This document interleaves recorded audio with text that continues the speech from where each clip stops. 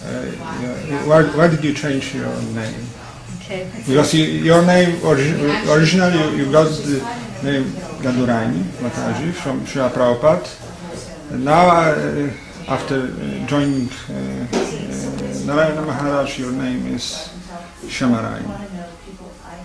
Some people in ISCKON think it's somehow offensive towards Śrila Prabhupada. So what's your comment? I like that question because it gives me a chance to glorify Śrila Prabhupada in a very nice way and his mission in a nice way also. I have not changed my name, neither has Śrila Narayanem Maharadžem changed my name, but rather he gave me a nickname, which is in our Gaudiya Vaishnava tradition. For example, Dukhi Krishnadas is a disciple of a pure devotee named, forget his name, Hriday Chaitanya.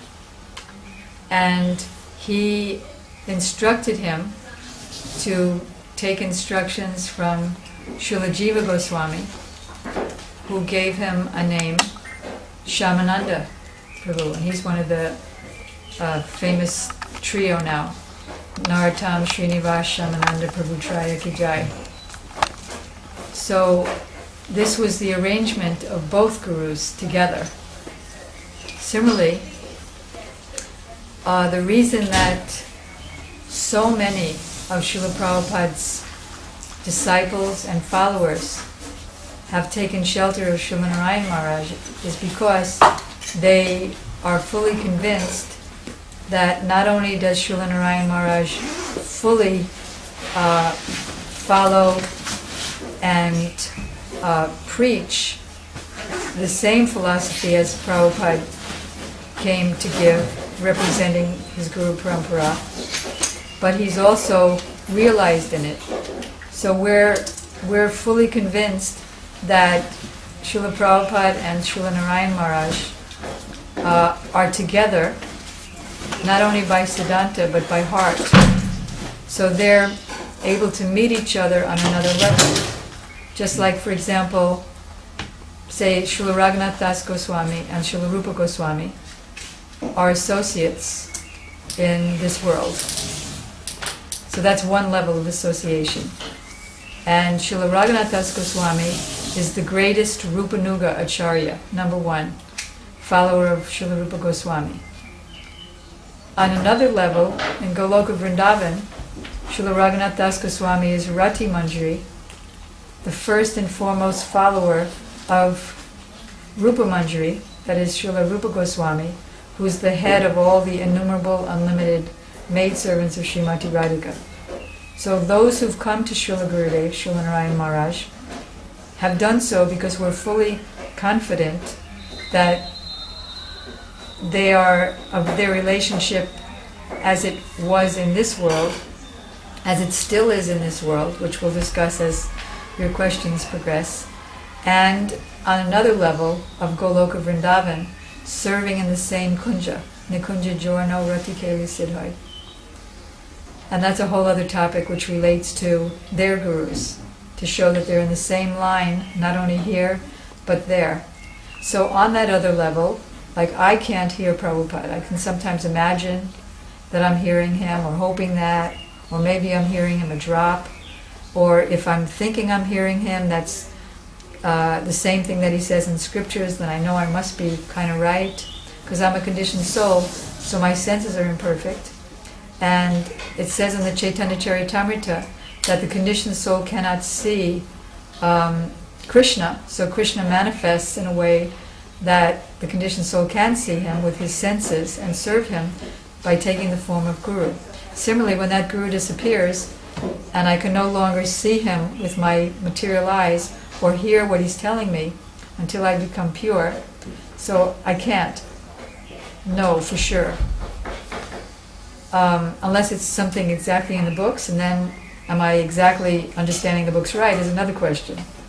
So, those of us who came to Śrila Narayanem Maharaj are fully confident that they too are always conversing with each other, being on the same spiritual level. So then, that's confirmed by Śrila Narayanem Maharaj telling me, he gave me the nickname Syamarani in 1993. After I finished this painting, coincidentally, of Radha Shyam, or Shyam and Shama. Shama is just like Krishna is Madhava, Radharani is Madhavi. So, because I painted them, he gave me the nickname Syamarani.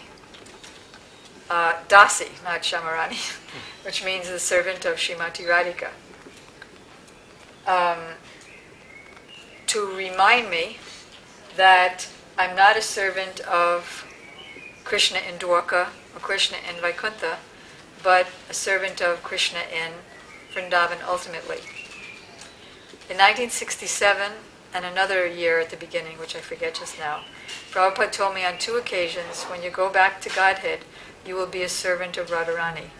At that time, I was neither ready to ask a question, nor did he feel I was ready for him to pursue any further information about it. Just that much, he said. So I thought at that time, oh, well, everybody's a servant of Radharani, maybe I'm a rabbit, and I just let it go. But anyway, I learned a lot more of Prabhupada's intention from Śrila Narayanem Maharaj. So then I was using that nickname from 93 to 97. And then in 1997, in Śrila Narayanem Maharaj's second Western World Tour, we were in Oregon, and at that time he told me that Śrila Prabhupada actually told him to give me that nickname. Because, just like in the beginning, that's why I prefaced the whole thing that they're conversing on a level that's beyond our sensual perception. So, just like you'll find in Prabhupada's lectures and also books, that if the conditioned soul, just coming into Krishna consciousness, or not even coming, just happens to hear or read that Krishna is a very naughty boy, and he throws pots around, and he steals the gopis' butter, and then he steals their clothes, and steals other men's wives. Oh, what a terrible debauchee. As we find academicians and atheists do write about him.